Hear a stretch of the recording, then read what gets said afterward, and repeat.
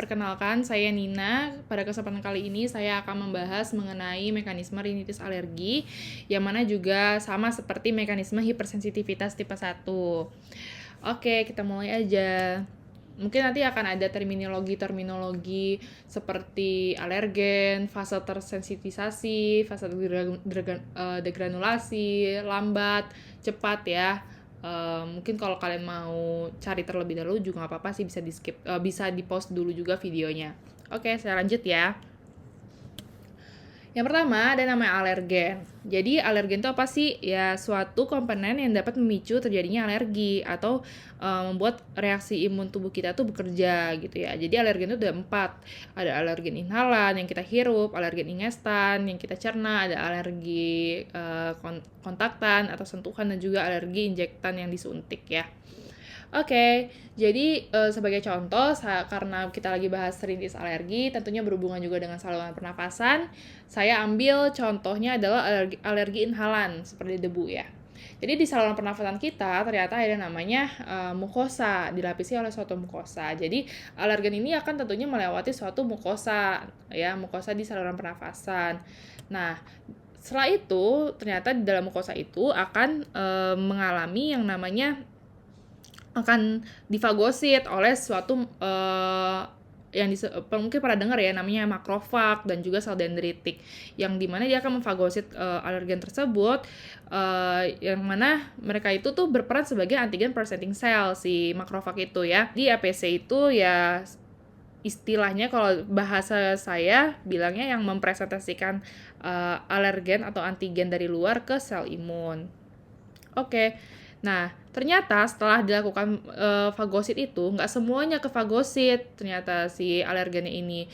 Makanya nantinya yang nggak ke fagosit itu akhirnya akan dipresentasikan ke permukaan APC, sehingga yang di permukaan sini nih ya, alergen-alergen yang nggak difagosit itu kan dipresentasikan ke permukaan APC, dan nanti akan berikatan dengan MHC ya, MHC kelas 2 atau Major Histocompatibility Complex ya, di permukaan APC tadi, sehingga nanti kan mereka jadi kompleks ya, suatu kompleks antara antigen juga MHC 2. Oke, selanjutnya nanti MHC2 ini akan dikenali oleh reseptor T-cell ya. Reseptor T-cell. Jadi ada namanya T helper 0 atau naive T helper ya. Nah, naive T helper ini nantinya yang ngebantu untuk limfosit atau membantu melawan infeksi pokoknya. Tapi dia dari T helper 0. Nah, karena T helper 0 ini nantinya akan mengalami diferensiasi menjadi T helper 1 dan juga T helper 2, dimana kalau pada rinitis alergi yang paling berperan ya memang T helper 2 yang lebih mendominasi perannya gitu ya. Nah, nanti sel T helper 2 ini akan memproduksi suatu sitokin. Sitokinnya itu ada apa aja sih? Ada interleukin 4, 5, 13 ya, yang dimana akan menyebabkan si sitokin ini menyebabkan adanya sel B untuk memproduksi IgE antibody yang spesifik. Jadi kita butuh interleukin 4 buat bikin si sel B ini memproduksi si IgE antibody, itu singkatnya ya. Sehingga nanti karena si sel B ini udah bisa membentuk suatu IgE antibody ya, maka disebut juga sebagai sel B spesifik gitu. Nah, di sel B ini nanti kan ada nih reseptor-reseptor IgE gitu kan ya di sini ternyata. Nah, nanti antibodi IgE itu akan berikatan oleh yang namanya sel mas ya. Sel mas ini nanti di sel mas itu ternyata di ujung-ujungnya ini ya, seperti sini, ada namanya reseptor lain, yaitu reseptor Fc.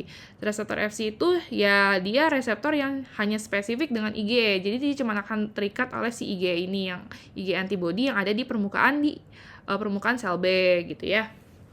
Nah, mereka udah tuh kebentukan sehingga ada ikatan nih IgE dengan mast cell ya, sel mas. Nah, ternyata di sel mas ini ya ada yang namanya berisikan yang namanya granula-granula ini.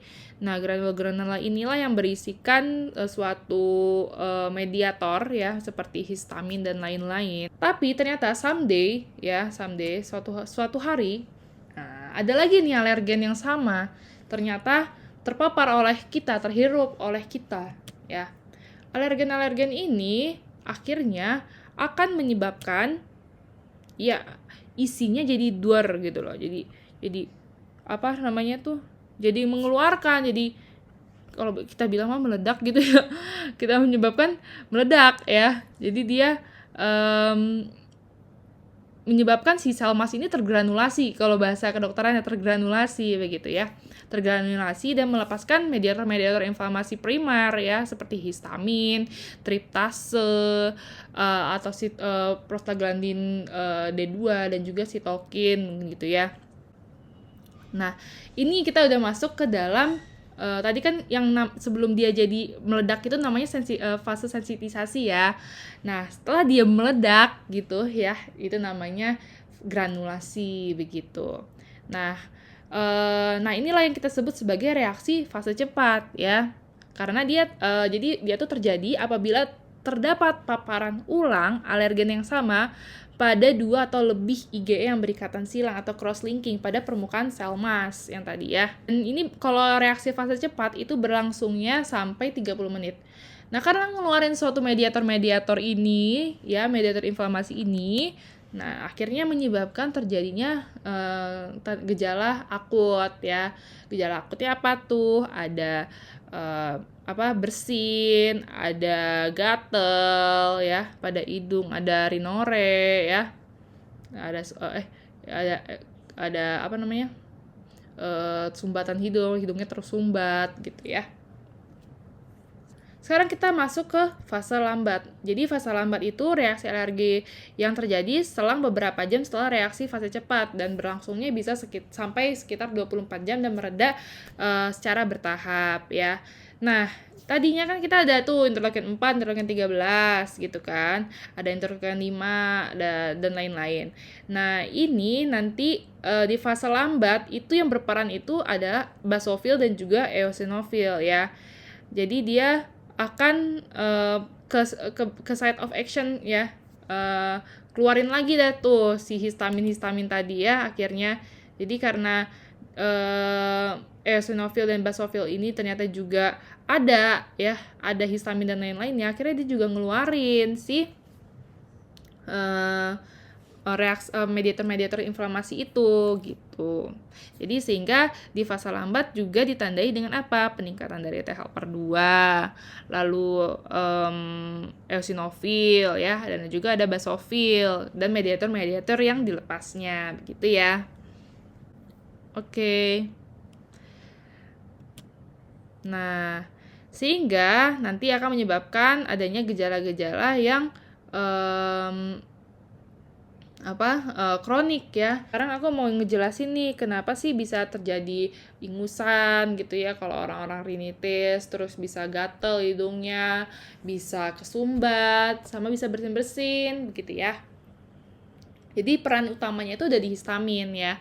Histamin itu kalau kita ingat-ingat lagi, ternyata histamin itu banyak ya. Yang pertama bisa menyebabkan apa? Vasodilatasi di konka. Nah, konka itu ternyata banyak banget, ada tulang, ada pembuluh darah, sehingga ketika terjadi vasodilatasi, maka pembuluh darah akan membesar, melebar kan.